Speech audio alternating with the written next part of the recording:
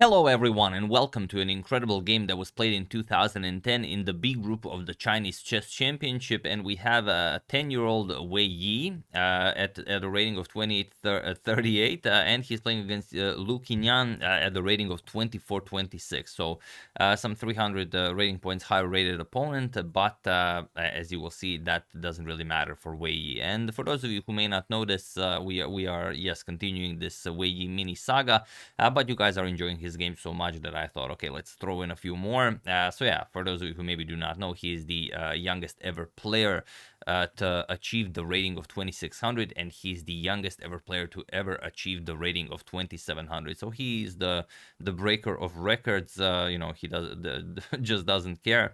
And here you will see just what it takes to become so strong at such a young age. Like I said, he was 10 years old here. This was played in 2009.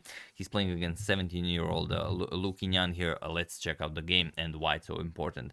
And the game, I received it from chess historian Olympio Urkan. He sent it to me yesterday saying that, okay, this is the one that you really have to show to your audience. They will really appreciate it because he conducted an interview with Wei Yi. It was a sort of a 2-week long email interview where, they emailed back and forth.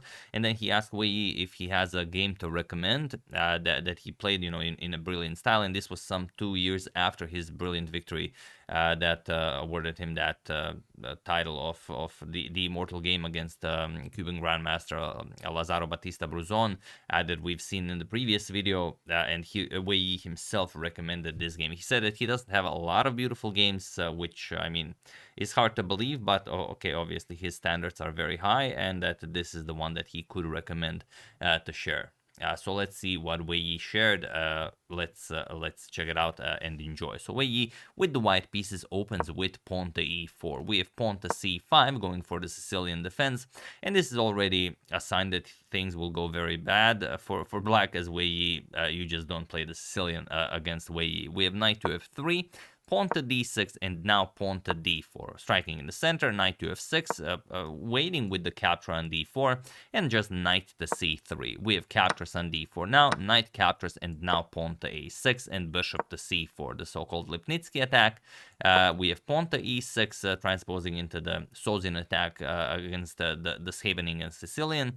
Bishop back to b4, and now knight b to d7. And here, pawn to f4. Of course, you want to attack black center here.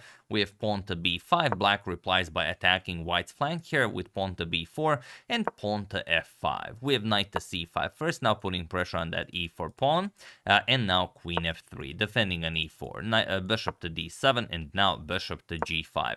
And best here for black would just be to continue development. Bishop to e7, and okay, you can even allow e5, for example, d captures on e5 and knight c6, attacking the queen.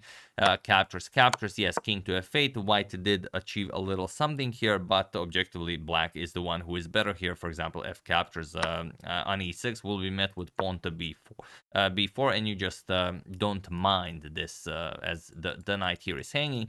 And only after the knight moves, you will play something like rook to c8. You will chase away the white queen, and then maybe capture on b3, capture on e6, put the king on f7, move the queen, bring the rook into the game. And like I said, everything is fine here. Maybe even black is better. But in the game, pawn to b4 was played here, and it was not a new move at the time. Only the problem was at the time when this was played, the player who played this with the black pieces actually won the game. But here, it just loses terribly, and Wei Yi shows why. F captures on e6. We have f captures on e6, and in the game that I mentioned in the year 2000, Thomas Svensson played against Mikhail Kopilev, and he played knight back to e2. But here Wei Yi strikes with pawn to e5. Now, why is this move so strong? Well, let's see what happened. D captures on e5, and now bishop captures on f6, removing the defender of the h5 square. So we want to have queen to h5 as an option, of course. And you cannot play queen captures on f6. That's why e5 was so strong, because of rook captures on a8, queen captures rook on a8 with check. So g captures on f6 had to be played, and now comes the most beautiful move of the game. I'm not going to tell you what it is. Feel free to pause the video and try to find the absolute best and the winning move for Wei Yi while I give you a couple of seconds. And also I will give you a little hint. Think about the immortal game.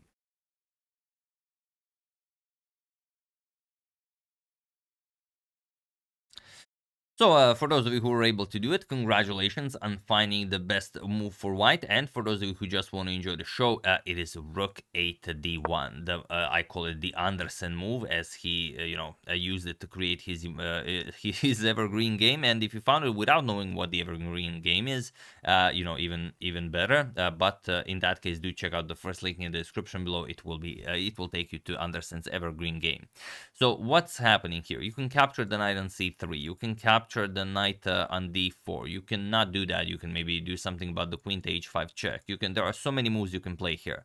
The problem is why rook 8 to d1 is so strong. Let me just show it to you. If you capture the knight on c3, okay, let's just take it and see what happens. The problem is queen h5 check, king to e7, and now knight to f5 check. This is what Wijk created with this rook to d1 move. The king is, just stopped from reaching the d6 square.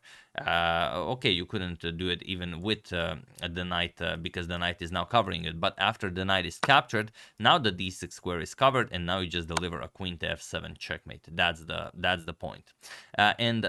Another way to really show you the interesting idea of rook 8 to d1. What if you just eliminate one of the attackers? First, you play knight captures bishop on b3, and okay, you will capture some material later. Well, now the problem is knight to c6 and black resigns. There's no way to continue. You either give up your queen or you move the queen, and now look at this. The knight covers the d8 and d7 squares, and queen to h5 is just mate in one.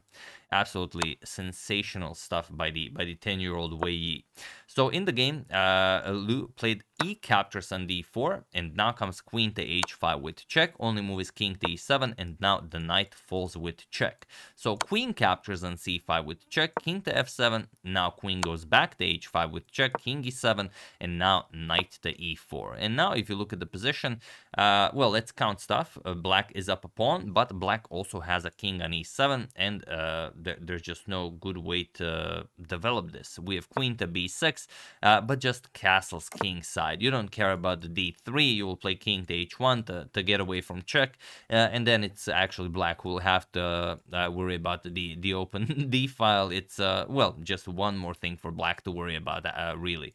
But bishop to g7 was played. Now comes knight to c5. We have bishop to e8 attacking the white queen, queen to g4, just putting more pressure on e6, and there's no way to do anything about this. You would love to play pawn to e5, but what did Wei Yi, spot with this? If this move were played, he had rook captures on d4 in mind, and then after pawn captures, just rook to e1 with check. And now look at this: queen slicing over this way, bishop slicing this way, rook slicing this way. What is black king to do? You can play king to d6, but now rook to e7 check, and after king captures on c5, queen to f5 will be checkmate. So just engine-like precision in calculation by the 10-year-old Wei Yi.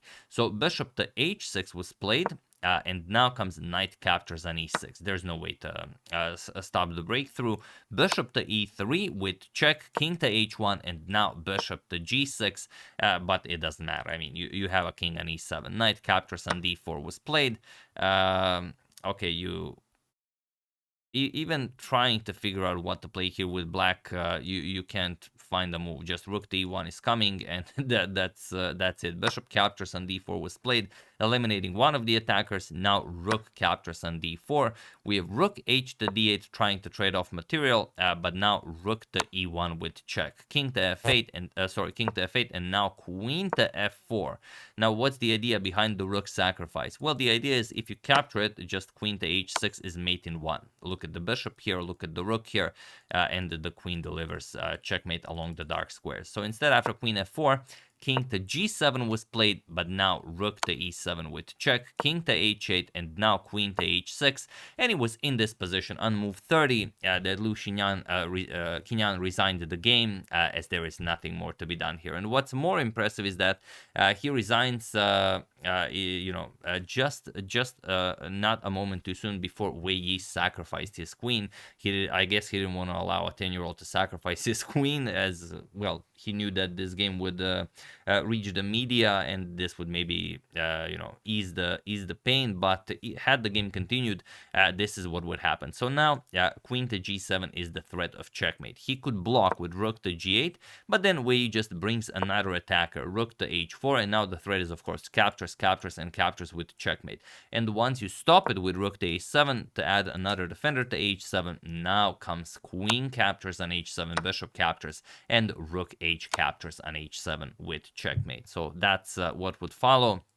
But of course, it was even this game alone was too hard to bear. Allowing the queen sacrifice would be a bit too much.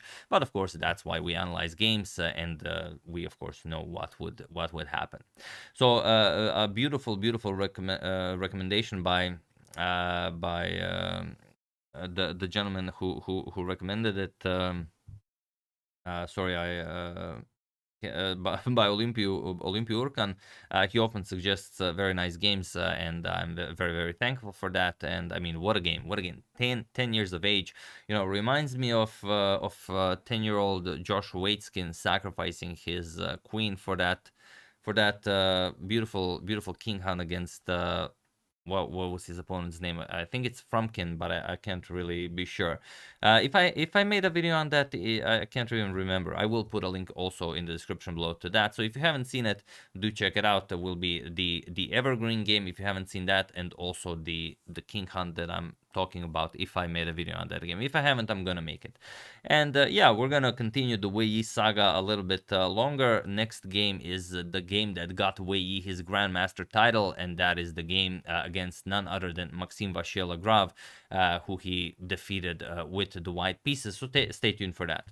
But yeah, beautiful stuff by 10-year-old Wei Yi. Hope you enjoyed that. That rook 8 d1 move, really a sensation. And that's why also it's important, to check games, because b4 was played before, and the knight was just retreated to e2. But Wei Yi did not believe it. He played f captures on e6 and ended up winning a brilliant game.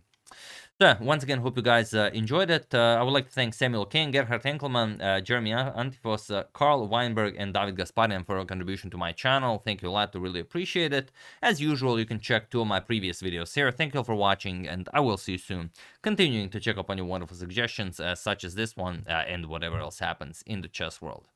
So thank you all. I will see you soon, and have an excellent rest of your day.